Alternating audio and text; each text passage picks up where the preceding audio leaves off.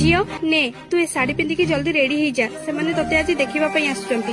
नाई मां मु ए बाहागर पई राजी नुहो तू टिके बापा को मना कर तू तो जानिचु ना मु आउ काको भलो पाउची बोली। नाई मु एमिति करि परिबिनी तो बापा जदी ए कथा सुनिबे ताले से दुख सही परिबेनी। तू जदी एमिति करिवु ताले समाज रे तांको नाको कटि जिवो। तते मु हाथ जोडुची झियो कम से कम तो बापा पई टिके राजी हो जा।